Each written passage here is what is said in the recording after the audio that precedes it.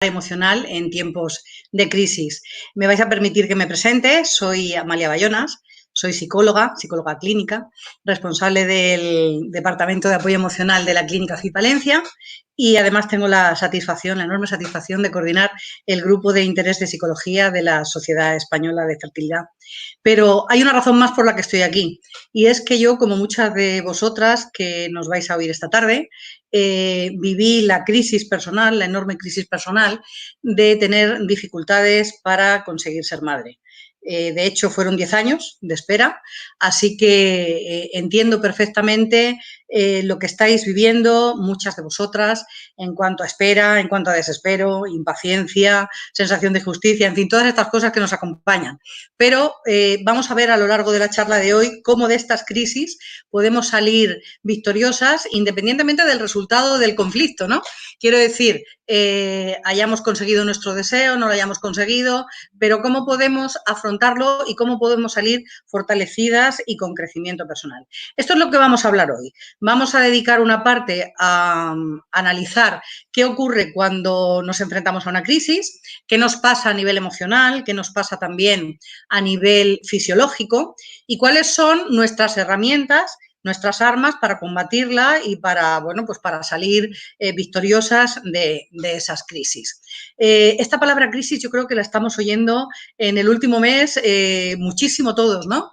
Diríamos que estaría no ya en el top 10, en el top 5, porque después de coronavirus y pandemia creo que es la palabra más repetida. Estamos todos ya un poco saturados. Bueno, esta es una crisis más reciente, ajena, en el sentido de que es externa a cada uno de nosotros, global, pero hay muchos tipos de crisis. Tenemos crisis emocionales, crisis de crecimiento, crisis económicas, crisis que son pérdidas de seres queridos, de, bueno, pues de una pareja sentimental, de un trabajo, de una situación económica. Tenemos crisis, bueno, pues por enfermedades, por diferentes circunstancias y crisis que se generan internamente a nosotros o externamente. Pero todas ellas tienen un elemento en común y ese elemento es el que son un proceso de cambio. Dejadme que os voy a poner lo que he preparado de apoyo, un segundito. Lo vemos así todos a la vez. Aquí está. Muy bien. Vale, empezamos entonces viendo el concepto de crisis, ¿vale? ¿Qué se entiende por crisis? Bueno, según nos dice la Real Academia Española, una crisis es un cambio profundo con consecuencias importantes en un proceso o en una situación, o en la manera en que estos son interpretados o apreciados. Evidentemente, es un cambio negativo, que nos lleva a una situación difícil e inestable y que incluso puede suponer un peligro. Yo doy una vuelta un poco más de tuerca y esta definición que os voy a leer es mía. Una crisis es un cambio respecto a nuestra situación, nuestro statu quo, que implica una ruptura con lo que conocemos y lo que esperamos, lo que nos sustenta y nos da seguridad y, por tanto, conlleva un escenario que podemos interpretar como peligroso. Digamos que estas son las características esenciales. Cambio, peligro, interpretación de la situación y sensación de amenaza. Los chinos dan un paso más adelante. ¿Veis que tenéis unos simbolitos aquí? Bueno, pues estos son ideogramas. Los chinos en su vocabulario no utilizan palabras, sino conceptos. Y cada símbolo es un concepto, pero hay veces que dos símbolos, dos ideogramas, se unen para formar un tercero. Bueno, pues en chino crisis se dice weiyi y está compuesto de dos palabras. La primera sería amenaza, ¿vale? Que es la que tenemos aquí arriba. La Wei. Y la segunda, que es la Yi, que es la de abajo, es oportunidad.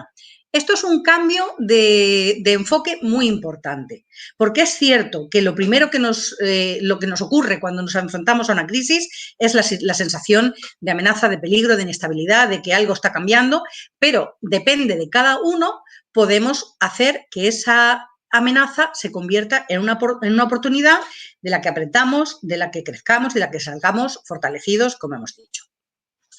¿Qué nos pasa cuando estamos en una situación de crisis? Bueno, este cambio siempre supone una ruptura de nuestro equilibrio, de nuestro bienestar. Digamos que nos movemos en un escenario que conocemos, en un territorio explorado, que sabemos cuáles son sus fortalezas, sus debilidades, sus peligros. Digamos que estamos adaptados a él y eso nos hace sentirnos bien, ¿eh? Estamos en equilibrio, estamos en situación de bienestar. Lo que cuando yo era estudiante de psicología hablábamos de homeostasis. Ahora se habla de zona de confort, pero es lo mismo, ¿eh? En aquella situación en la que nos encontramos a gusto y nos encontramos bien. Bueno, pues este equilibrio, este bienestar es una de las necesidades más importantes para el ser humano y está dispuesto a hacer cualquier cosa para restaurarlo. Hubo un psicólogo que se llama Abraham Maslow, que en 1943, fijaos que hace ya tiempo, estableció un estudio acerca de las necesidades humanas y cómo se organizan. Por ello hizo la pirámide motivacional, que es esta que tenéis aquí. Maslow decía que las personas se mueven para cubrir necesidades de manera que restauren el equilibrio y que estas necesidades se van agrupando y jerarquizando en función de la importancia que tienen para el ser humano. En la base de la pirámide, ¿qué tenemos? Las primarias, las de subsistencia. Todas aquellas necesidades que están relacionadas con la supervivencia del ser humano. Por eso veis ahí que tenemos comida, que tenemos bebida, que tenemos un corazón, un pulmón. Todo lo que es alimento, salud, todo lo que está en favor de la supervivencia, las necesidades fisiológicas, digamos, de mantenimiento, son las que se agrupan en la primera escala de la pirámide. En el estadio superior, en el segundo piso, por decirlo de alguna manera, tenemos las necesidades de seguridad. El tener una casa o un lugar donde guarecernos, donde protegernos, el que esa casa la podamos pagar, por lo tanto que tengamos un empleo, el que podamos mantenernos perdón, y mantener a nuestra familia, el sentirnos seguros. Cuando esto está más o menos cubierto, se activan unas necesidades que estarían en el tercer escalón, que son las necesidades sociales, las afectivas, pues aquellas que están relacionadas con tener relaciones interpersonales que sean significativas, tener afecto, tener amigos, tener intimidad, poder abrazarnos, poder reunirnos, todas estas cosas que son tan importantes y sobre todo para nosotros que tenemos esta cultura mediterránea. Y ya en la fase superior, en los estadios superiores, en la etapa 4 y en la quinta, se activan las necesidades de autoestima y de autorrealización. En las de autoestima estamos hablando pues de sentirnos a gusto con nosotros mismos, a gusto en nuestra piel, gustarnos, tener confianza en nosotros mismos, en nuestras capacidades, en nuestros recursos. Y por último, las de autorrealización, que significa que somos capaces o que necesitamos sentirnos capaces de desarrollarnos, de compartir, de crecer, etcétera. Bueno, pues imaginaos lo que esta crisis del COVID-19 ha hecho con la pirámide de necesidades. ¿Qué es lo que hemos hecho en cuanto se decretó el estado de alarma?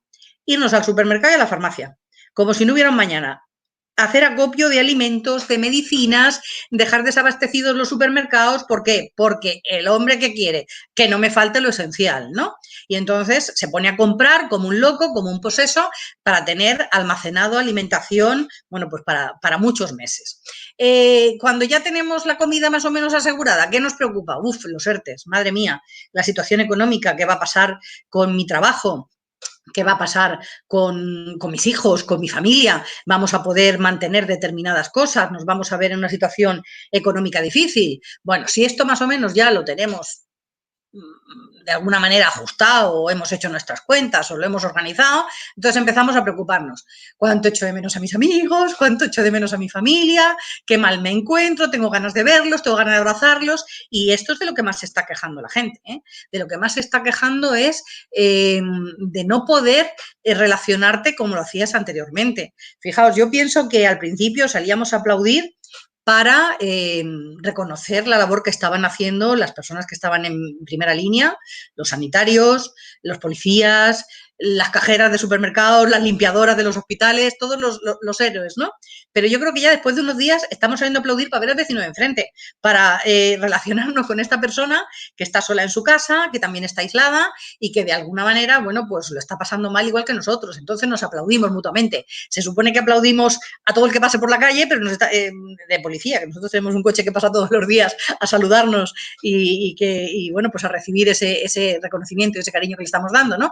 Pero nosotros nos aplaudimos unos a otros, nos decimos ánimo, adelante, etcétera.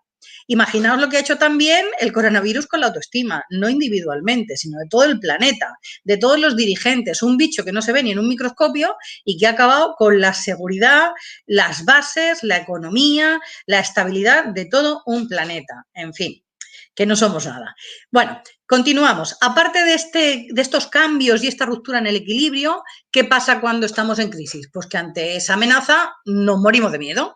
Nos ponemos en situación de alarma, nos ponemos en situación de estrés y entonces, bueno, pues como pensamos que el estrés es malísimo, estamos con mucho disconfort.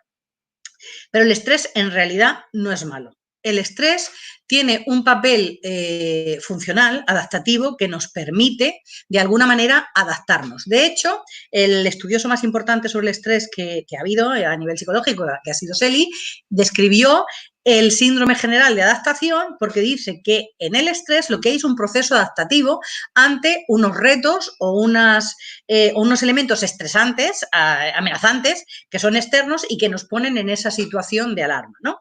Hay una serie de fases. En la primera, el miedo nos paraliza un poco, estamos en sensación de choque. Entonces, bueno, pues vienen elementos como la taquicardia, la pérdida del tono muscular, la disminución de la presión sanguínea, para inmediatamente, una vez que hemos enjuiciado la situación, pues ponernos en contrachoque. Todo esto dentro de la misma reacción de alarma. Y entonces empezamos con la hiperactividad, hipertensión, hiperglucemia, etcétera. Digamos que esto es una fase que nos permite decidir si atacamos, si huimos o si nos, de alguna manera, nos ponemos panza arriba para que el mamut de turno, en este caso, pues no nos agreda. En la segunda etapa, cuando ya hemos enjuiciado cómo reaccionamos ante el estresor, pues entonces ya empezamos a negociar con él. O nos peleamos, o lo vencemos, o lo eliminamos, o lo que sea. Pero ¿qué ocurre cuando este agente estresor perdura y se mantiene durante mucho tiempo? Pues que entramos en la fase de agotamiento. Ahí ya no podemos más. Y entonces ya es cuando empezamos a sufrir la fatiga y a sufrir el desgaste que relacionamos siempre con el estrés y que decimos el estrés es malísimo. Vale. Bueno, el estrés, como he dicho, tiene efectos positivos y efectos negativos. ¿Para qué nos sirve el estrés? Nos mantiene alerta, nos avisa de peligros, nos permite reaccionar, activa nuestros mecanismos de defensa, de alguna manera sirve para la supervivencia. Pensad que sin estrés nuestros ancestros no hubieran podido sobrevivir. Imaginaos el hombre de las cavernas que está tranquilamente en su cueva y se aparece la tribu vecina a por el territorio, a por las mujeres, a por la comida, o un mamut o algo de eso. ¿Qué es lo que hace el hombre de las cavernas? ¡Pum! Una descarga de adrenalina tremenda para que el corazón bombee fuerte, llegue sangre a los músculos y entonces pueda, uno, pelear si piensa que va a vencer, al contrario. 2, huir si no puede. Y 3, si no puede contra él porque es más grande o no puede huir, bueno, pues ver cómo se organiza para que le perdone la vida y, bueno, pues para negociar con la situación.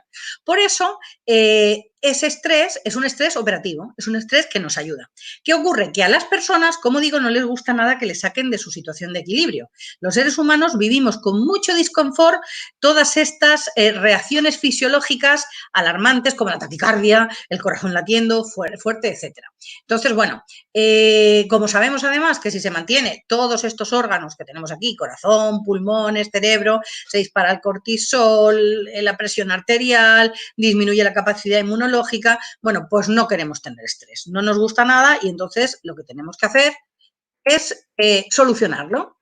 Por resumir, mientras tenemos vida, actividad. Y si hay actividad, hay cambio. La única situación en que todo permanece inalterable y todo permanece estable, sin que nada se mueva, es cuando nos hemos muerto. Y eso tampoco lo queremos. Entonces, lo que tenemos que hacer, ¿qué es? ¿Hay cambio? Pues vamos a identificar amenazas y oportunidades, como nos dicen nuestros amigos los chinos, y nos adaptamos a ella. Y esto es un proceso continuo que no tiene fin. Así que es imposible que vivamos sin estrés, además no sería ni bueno ni operativo, y lo que tenemos que hacer es adaptarnos para restablecer el equilibrio. Solución, y ahora es donde entramos en la parte bonita, que es cuáles son los elementos que nos ayudan a solucionar las crisis. Pues la solución es que desarrollemos habilidades de afrontamiento que nos permitan gestionar de manera adecuada la ansiedad.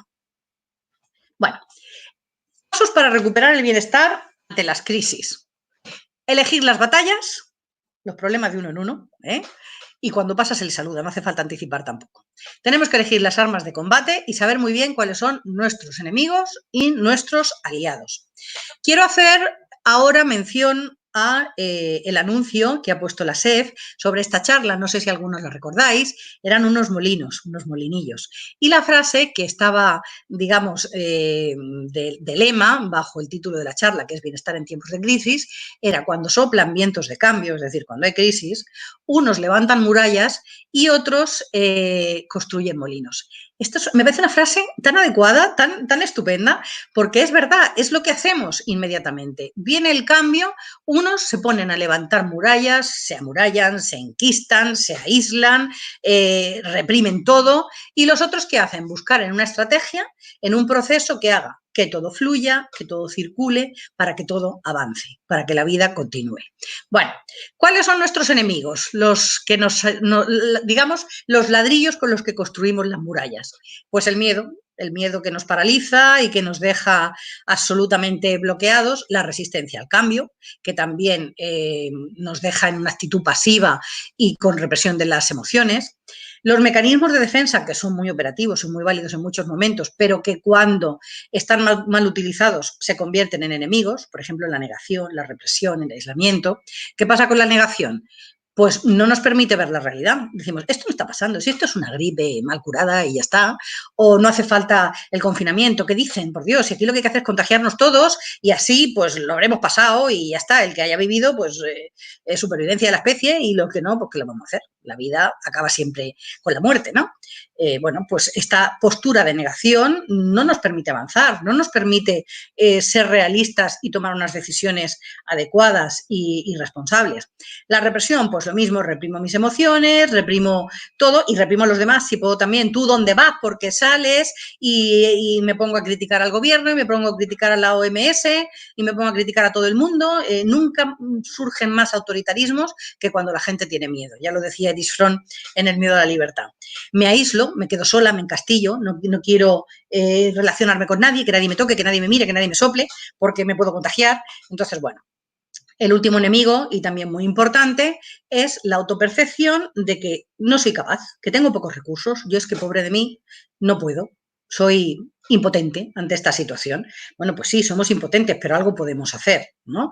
Muchas veces detrás de esta visión de uno mismo como alguien que no tiene recursos, que no tiene capacidades, no está ni más ni menos que una excusa estupenda para no afrontar, para no asumir responsabilidades y para no ir adelante.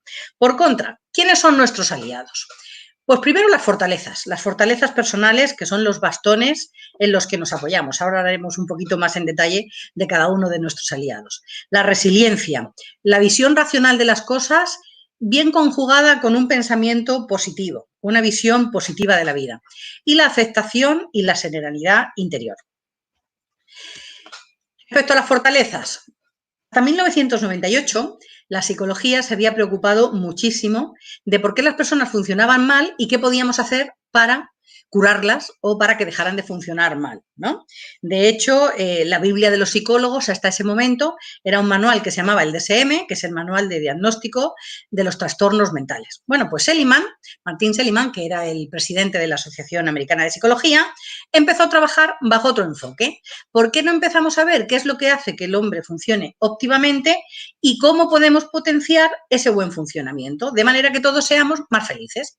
Y entonces hizo otro manual, vamos a decir, en contraposición al DSM, que era el inventario de fortalezas del ser humano. Esos bastones, como digo, que nos sirven para apoyarnos y para salir adelante en los momentos de crisis, donde realmente nos medimos y vemos la fortaleza y la valía que tenemos como seres humanos. Hay 6 grandes fortalezas, digamos que son como las fortalezas madre, que serían el coraje, la humanidad, la trascendencia, la moderación, perdón, la justicia, la sabiduría y el conocimiento. Y de ellas surgen toda otra serie de fortalezas. Por ejemplo, del coraje. Del coraje sale la valentía, la persistencia, la integridad, la vitalidad, la capacidad de seguir adelante. De la humanidad, pues sale el amor, la empatía, la inteligencia social. De la trascendencia, pues el ser capaz de ir más allá y disfrutar con la belleza, con la música, tener virtudes como la gratitud, la esperanza, el sentido del humor. El sentido del humor es fundamental. Bueno, pues digamos que todas estas fortalezas dependen del sentido de trascendencia del ser humano. La moderación, pues en la moderación tenemos la prudencia, el autocontrol, la humildad, y así podríamos, no voy a leeros la rueda entera, pero sí que es cierto que todos tenemos que aprender a identificar cuáles son nuestras fortalezas, nuestros puntos fuertes en los que nos podemos basar. Muchas veces tenemos la tentación de mirarnos solamente el ombligo para lo malo, ¿eh? Mis carencias, mis limitaciones, mis debilidades, como si eso nos fuera a ayudar en algo. Como mucho pues para estar prevenidos, pero nada más. Lo que realmente nos va a avanzar son nuestros valores, nuestras fortalezas. Bueno, pues cada uno tiene que saber cuáles son las suyas. Para mí, personalmente, hay una que es fundamental, que es la disciplina. A mí la disciplina me hace levantarme cuando no tengo ganas, ponerme en pie después de que me hayan tumbado por alguna mala circunstancia en mi vida, fomentar mi fuerza de voluntad. La disciplina para mí es fundamental. El sentido del humor, el poder reírte de las cosas, relativizar, la comunicación, el poder hablar con los demás. Bueno, todas estas fortalezas mezcladas con las habilidades, que serían la capacidad de poner en prácticas estas fortalezas, son las que nos hacen ponernos en marcha y poder afrontar todo lo que nos caiga. No sé si habéis oído alguna vez esa frase de que Dios no me mande todo aquello que sea capaz de soportar, porque desde luego es mucho más de lo que yo me creo. El segundo gran aliado, la segunda gran arma, es la resiliencia. La resiliencia es un concepto que viene de la física y consiste en la capacidad de cualquier material en volver a su estado inicial después de que finalice una perturbación a la que ha sido sometido. Por eso he puesto aquí el ejemplo del muelle que estáis viendo, porque a un muelle tú le pones un peso, lo chafas y luego cuando le quitas el peso, ¡bum!, se vuelve a expandir y realmente no ha sufrido demasiado. Hombre, si ese peso a lo mejor es demasiado o demasiado tiempo, pues a lo mejor se queda un poco menos chafado y no está exactamente igual que en su estado inicial. Pero precisamente esa capacidad de volver al principio sin tanto desgaste es la resiliencia. Pero dame un segundo, voy a ver un poquito que me está picando un montón la garganta. Vale, bueno, pues nosotros tenemos esa capacidad de recuperarnos frente a la adversidad y seguir proyectándonos en el futuro. Y además podemos elegir cómo lo hacemos. Tú no puedes controlar lo que te ocurre, las cosas que te pasan, pero sí que puedes elegir el controlar cómo responder a lo que te ocurre. Por ejemplo, ante esta crisis, ¿vale? Ante esta crisis del coronavirus, podemos vivirlo como una pérdida, fíjate, no puedo salir, no puedo hacer nada, no sé qué va a ser de mí en el futuro, o podemos verlo como una oportunidad de aprendizaje, de crecimiento personal, sintiéndonos partícipes y agentes de lo que nos acontezca en el futuro. Os voy a poner de ejemplo una de las crisis más importantes a las que nos podemos ver sometidos, que es una grave enfermedad, por ejemplo, un cáncer.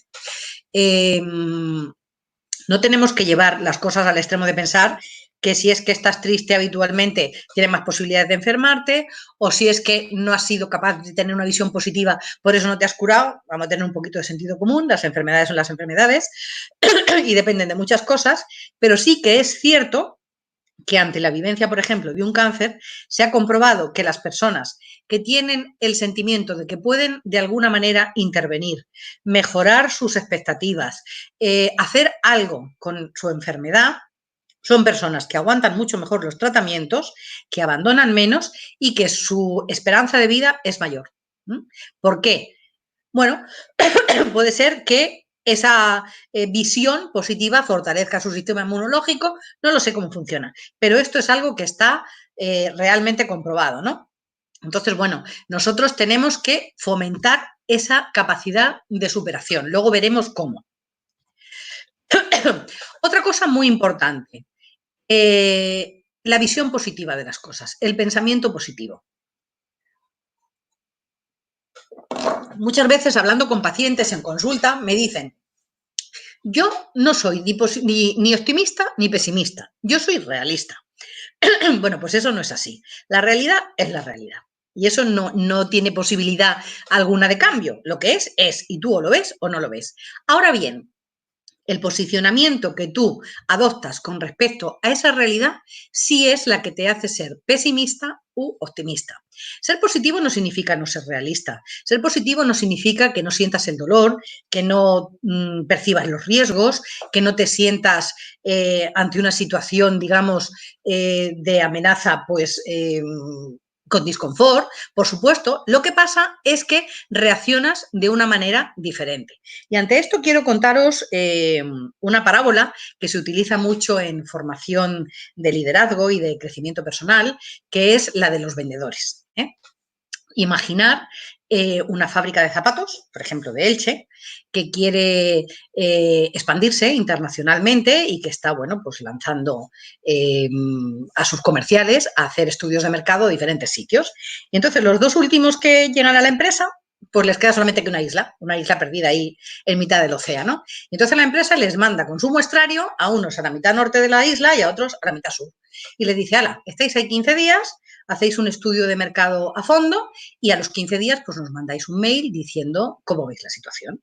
Pues ellos se van a su isla, hacen sus contactos, hacen sus estudios y a los 15 días pues mandan el mail. El vendedor 1 dice, tengo malas noticias, realmente aquí no nos vamos a comer un rojo porque no hay nada que hacer, mándenme el billete de vuelta porque es que aquí nadie usa zapatos. Y el vendedor 2 manda un mail y dice, excelentes noticias, nos vamos a hacer de oro, mándenme todas las existencias, aquí nadie usa zapatos. La realidad para los dos es la misma, ¿no? Fuera un poco de la broma o de la anécdota. Ahí nadie usa zapatos, pero uno lo ve como la amenaza del chino y otro como la oportunidad. ¿Y esto de qué depende? De la posición que tú has tomado con respecto a esa realidad. ¿Qué es lo que te hace que seas pesimista o que seas optimista? Que tengas una visión positiva o negativa del asunto. Bueno, pues no es no vayáis a crear, es que yo nací así, yo tendría que volver a nacer, o es que en mi casa somos todos de esta manera. Mira, las personas nacemos como libros en blanco, ¿vale? Al principio escriben en nosotros nuestros padres, en nuestro libro, ¿vale? Porque nosotros no tenemos capacidad de incorporar ninguna anécdota a nuestra historia. Pero luego somos nosotros quienes vamos contándonos cosas en base a los retos que afrontamos, las cosas que vamos logrando, nuestras vivencias. Y al cabo del tiempo, pues uno se encuentra que ha escrito una novela de terror y otro ha escrito una historia de amor, otro una comedia y otro otra tragedia. Y esto ocurre porque uno focaliza su atención y sus emociones de una manera o de otra. Vamos a ver las diferencias. Una persona negativa parte siempre de la resignación. Son estos del Hades, del destino y de lo que tenga que ser será y no hay nada que podamos hacer para cambiarlo. Frente a la postura de la persona optimista o positiva que acepta la realidad, vaya huerto, pues sí, pues esto no tiene ninguna gracia, pues es así, no se autoengañan, pero dicen, bueno, voy a ver qué hago con esto. Vamos a ver qué puedo hacer, vamos a ver si puedo cambiar algo o vamos a ver cómo puedo salir de esta situación. El negativista, ¿qué es lo que hace? Me quedo quieto, ¿para qué voy a hacer nada? No me pongo ninguna meta, no voy a hacer nada, ni me pongo ningún objetivo, porque total, no merece la pena, no voy a poder superarlo. Frente a la postura proactiva de la persona positiva, que siempre busca una estrategia y un plan para salir adelante y para, bueno, pues para salir fortalecido.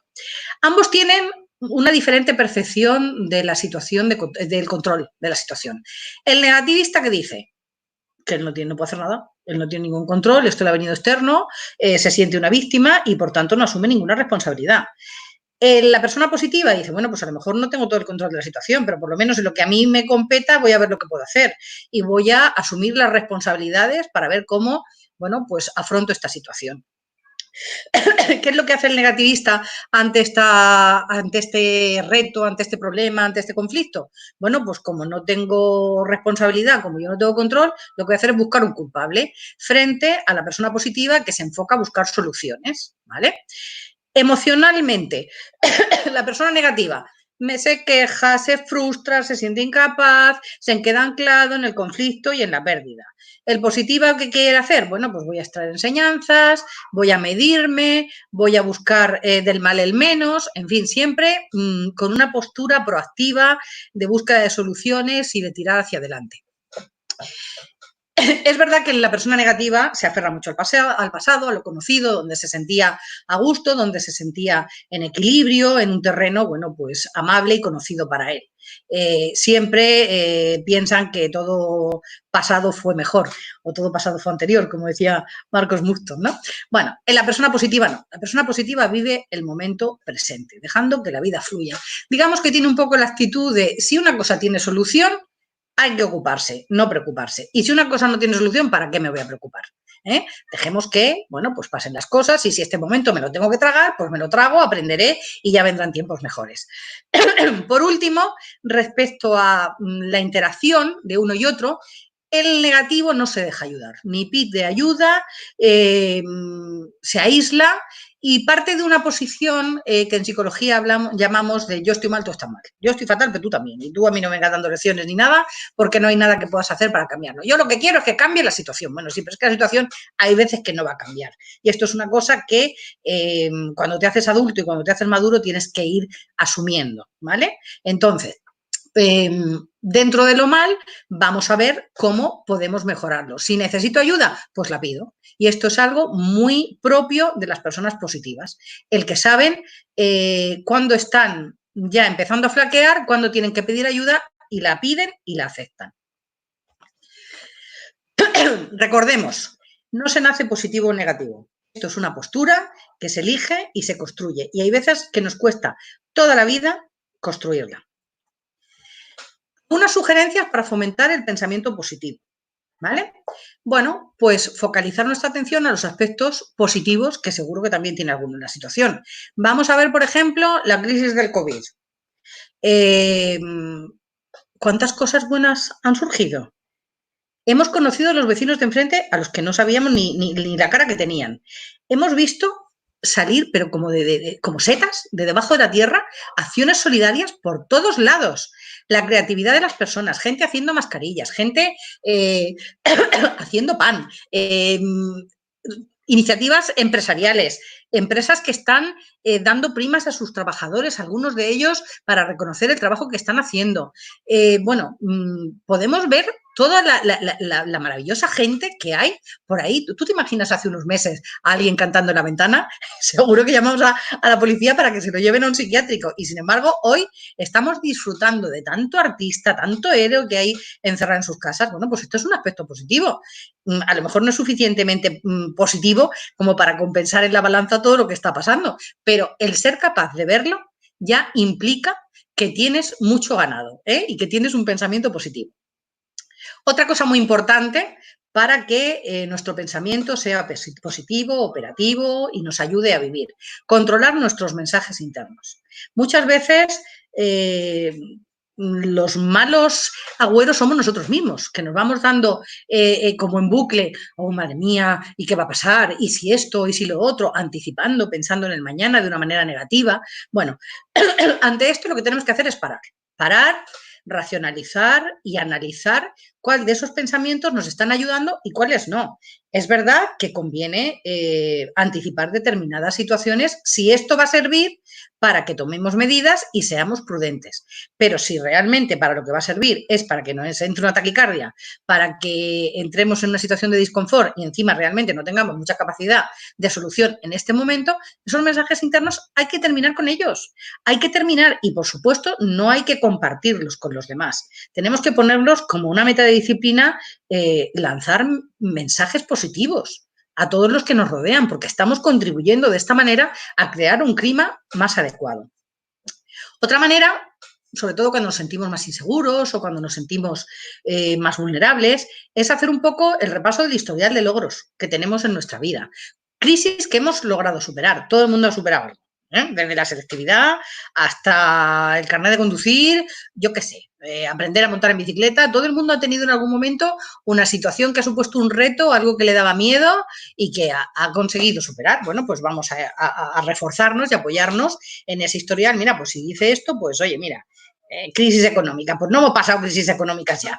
Los que tenemos más edad, pues más, evidentemente. Pero hemos tenido crisis muy gordas. Y bueno, pues cuando fue la última, que mis hijos eran pequeños, me decían, ¿cuándo se acabó la crisis? Yo decía, ¿pero qué crisis? Vamos a ver, tienes cole, tienes comida, tienes ropa, tienes tele, tienes internet, tienes playa. ¿Qué crisis? Ni qué crisis. Estás estupendamente. O sea que, bueno, pues esa capacidad de ver las cosas y de pensar que si hemos salido en el pasado de otras gordas, pues saldremos también. Y si no sale, pues ya pediremos ayuda. Y si no, pues ya veremos lo que hacemos. Pero seguro que encontramos algún recurso para avanzar. Más cosas para fomentar el pensamiento positivo. Las visualizaciones positivas. Bueno, pues mientras llega el momento, puedo recrearme en dos cosas, en lo mal que estoy, en lo mal que va a ir todo, o mira que cuando vaya a la playa, o mira que cuando me vuelva a juntar con mis hermanos y con mi familia, o cuando hagamos un viaje, o cuando todo vuelva a ser igual. Vamos a intentar que las enseñanzas que hemos aprendido que no se pierdan, que volvamos a reunirnos y que volvamos a salir a la calle, pero bueno, pues sin perder las enseñanzas. Y también dedicar tiempo a rememorar momentos felices, pensamientos positivos, cosas que nos ayudan.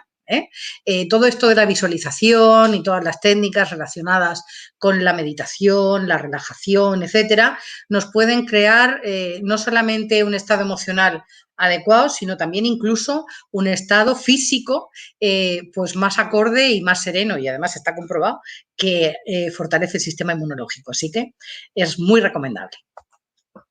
Bueno, el último aliado que he puesto en la tabla aquella es la aceptación, y este es muy peliagudo.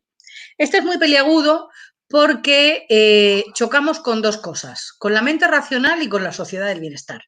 En esta sociedad que nosotros vivimos no nos preparan para aceptar nada, nos preparan para luchar, para combatir, pero para aguantarnos nos preparan muy poquito. Fijaos, cuando yo era pequeña, si salías al parque, si tenías sed, te aguantabas. Si tenías frío, te aguantabas también. Si tenías hambre, pues te aguantabas. Mi madre no era una maltratadora, os lo juro, pero era lo que pasaba. Ahora se va una mamá al parque con los niños y se lleva la Rebeca por si tiene frío, la camiseta de tirante por si tiene calor, el agua, la muda por si se ha mojado. Pero bueno, vamos a ver. Es que, a ver, hay cosas que no nos estamos preparando para soportar, y hay que aprender a soportar, hay que aprender a aceptar, no a soportar desde la resignación negativa, la pasividad, etcétera, pero sí aceptar porque no podemos con todo, no somos dioses. Y otra cosa que nos cuesta mucho es aceptar las cosas que no tienen explicación. Aceptar que la vida no siempre es justa, aceptar que algunas cosas no tienen un porqué y que te ha tocado a ti porque te ha tocado y ya está, y es lo que hay. Y también aceptar que hay veces que por mucho que hagamos no vamos a poder cambiar el curso de las cosas. Evidentemente, esta es de nuestros aliados la que menos marketing tiene. La resiliencia, el pensamiento positivo, todas estas cosas, pues estamos más preparados para asumirlas, pero la aceptación, pues no. ¿Por qué? Porque detrás de esto está el miedo a morirnos. Yo he llegado a esa conclusión.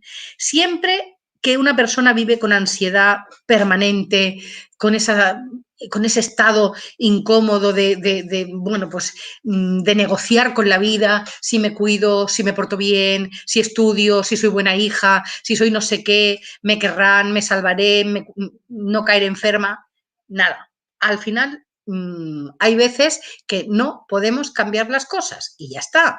Entonces, cuando hemos puesto todo de nuestra parte para intentar cambiar las cosas que podían ser cambiadas y no hemos conseguido, pues hay que aceptarlas y seguir adelante. Es como el tema de la muerte. El tema de la muerte hay que asumirlo y olvidarlo. Y una vez que lo hemos asumido y que nos hemos olvidado, vamos a disfrutar de la vida, porque es lo único que tenemos, el presente y el momento actual que tenemos. Aceptar la vida como es, asumir que todo no va a salir como queremos y que desde el realismo buscar lo más positivo que podamos hacer. Dentro de la aceptación está también, como sugerencia, el cultivar la serenidad interior. Cultivar la serenidad interior es una de las prácticas más útiles, más beneficiosas que podemos hacer.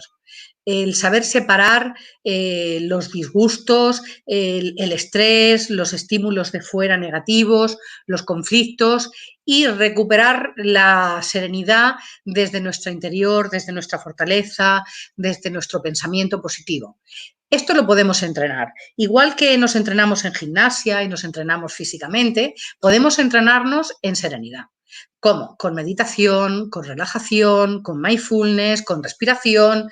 Ahora tenemos, yo no sé, la de tutoriales en todas las redes y tenemos tiempo y estamos en casa. Así que fijaos qué momento más estupendo para, aparte de hacer gimnasia, empezar a ensayar un poquito todos estos temas de serenidad interior, hasta el punto de convertirlo en un hábito y que se quede fijo en nuestra vida. Bueno, sugerencias para fomentar todas estas armas, las fortalezas, la resiliencia, etcétera. Lo primero, ser conscientes de que la vida nos va a presentar muchas situaciones difíciles en las que tendremos que aceptar y encajar la situación, buscando la aceptación, la flexibilidad y la disciplina. Perdón. Bueno, ponernos pequeñas metas, porque, como por ejemplo, ay, perdón, disculpad, es que estaba viniendo el estornudo y sabía que iba a llegar. Bueno, ya está. Transmitir estos mensajes positivos a los que nos rodean y a nosotros mismos. Fortalecer este pensamiento positivo. Estar activos. Tener mucho cuidado con caer en estados catatónicos de estar sentado en el sofá viendo la tele, venga a recibir lo que nos quieran dar de noticias, de buenas o malas y de, bueno, pues parar sobre todo nuestra capacidad de pensar, nuestro criterio propio, ¿vale? El tener una disciplina, el tener un horario, el marcarnos pequeñas metas diarias, todos estos son pequeños objetivos que nos fortalecen y nos hacen más resilientes. Una cosa importante también es buscar y encontrar sentido a las cosas que nos pasan, aún a las que no tienen una razón de ser. Tenía un amigo que me decía, Amalia, en esta vida todo es training. Y es verdad, todas las cosas, si tú te las planteas como, qué horror, qué situación más negra estoy viviendo, pero si tú le dices como, mira, dentro del curso de toda mi vida, esta es la etapa mala. Esta es la etapa mala y voy a ver cómo salgo de aquí, voy a ver si salgo fortalecida y mientras tanto, pues practicaré la paciencia, la serenidad, etcétera. Bueno, practicar la solidaridad, la empatía, olvidarnos un poco de nosotros mismos, pensar en los demás. Todas estas cosas nos hacen crecer como personas. Por supuesto, fomentar la red social. Nuestros amigos, nuestros seres queridos, nuestra familia son un gran amortiguador en las situaciones de estrés, en las situaciones de conflicto. Tenemos que apoyarnos en ellos y apoyarles a ellos, intentando conversar, llamando a los que tenemos cerca que viven solos, adoptando un abuelo. Vi una iniciativa por ahí que decía, adopta un abuelo, personas que están llamando por teléfono a los seres que viven solos. ¡Qué maravilla! De verdad, qué personas más estupendas hay por ahí. Todas estas cosas nos hacen crecer a nivel individual y a nivel social. Yo creo mucho en el modelo de la gota de aceite, ¿no? Tú echas una gotita de aceite en una superficie, bueno, pues no te voy a decir un vaso, pero en un lago, ¿vale? En una fuente. Dejas caer una gota de aceite y eso se va expandiendo. Y luego otra por ahí, y luego otra por ahí. Y esas que van afectando a su alrededor, al final van generando toda una mancha de aceite que se une y que está cambiando la situación para todos. Bueno, pues seamos agentes de cambio en los momentos de crisis para que todo el mundo salga fortalecido de ello.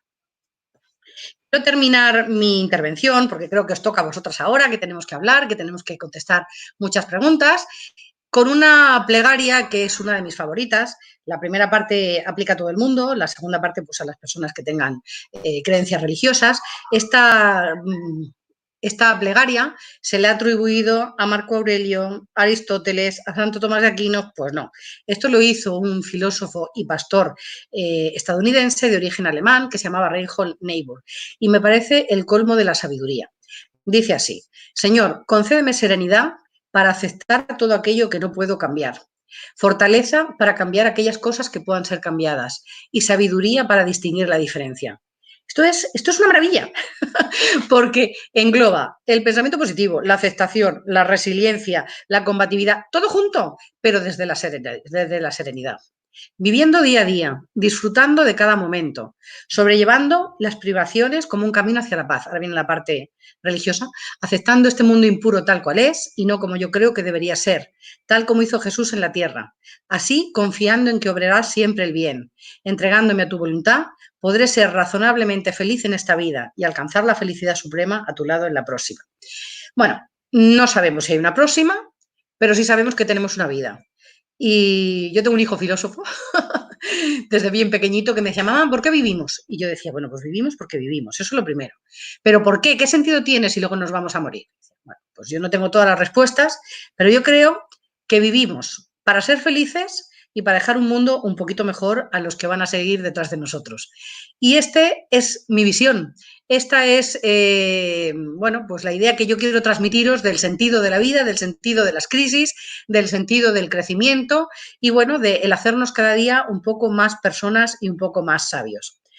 Muchas gracias y ahora espero vuestros comentarios.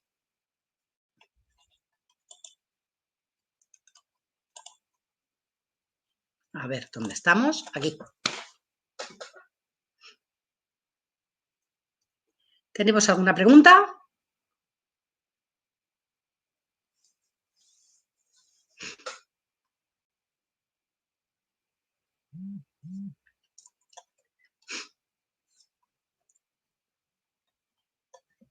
Un momento.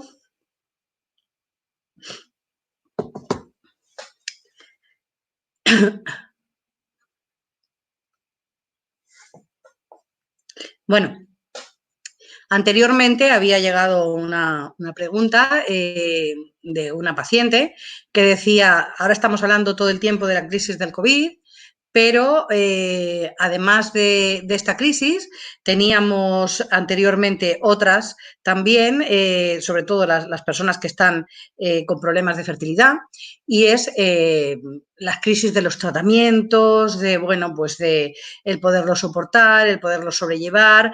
¿Qué puedo aprender yo de una vivencia de dificultad para ser madre? ¿Qué tiene de positivo? Me dice, es que no lo veo por ningún lado. Bueno, pues evidentemente no es algo deseable, no es algo que uno se plantea en su proyecto de vida y cuando quiera ser madre no lo conseguiré. No, pues no. Todo el mundo piensa que cuando llegue su momento pues no tendrá dificultad y podrá hacerlo sin ningún problema. Cuando te ves en esta situación inesperada, en esta situación que atenta contra tu bienestar, porque, bueno, pues de alguna manera cambia tus perspectivas, cambia tu autoconcepto, cambia tu proyecto de vida, no le encuentras ningún sentido y realmente no lo tiene. Pero sí que os digo que el ser capaces de trabajar la resiliencia, el pensamiento positivo, la serenidad, la esperanza, la confianza, el ser capaz de sobrellevar los tratamientos, compartir con otras personas, bueno, pues tus vivencias, apoyaros unas a otras con estas redes sociales que hay de pacientes, el poder aprender a pedir ayuda, bueno, pues todas estas cosas, de alguna manera, es un aprendizaje que te llevas para otras cosas en tu vida. Y también os digo, cuando llegas a tu meta, cuando llegas a ser madre, disfrutas tanto. Yo no sé cómo disfrutarán otras mamás que no hayan pasado por esta situación, porque yo tuve que pasarla, me pasé mis 10 años. Pero sí que os digo que cada cosa es especial, cada momento es una sensación tan enriquecedora, tan estupenda. Y pensad que no solamente el hecho de conseguir llegar a ser madre significa vencer esta crisis de la infertilidad, porque hay personas que llega un momento en que dicen, bueno, mira, lo he intentado, hay más maneras de ser feliz, ya está bien, no voy a invertir más tiempo, más esfuerzo, y también es una postura razonable y respetable. Para mí se ha salido victoriosa de esa crisis si has conseguido sobrellevarla, no has perdido el control y te has mantenido a flote y encima has crecido. Bueno, nos hacen aquí una pregunta, Pilar Dolz, mi amiga y compañera, psicóloga también del grupo de psicólogas de la SEF, que dice, ¿por qué no hablas de unos tips para volver a la normalidad?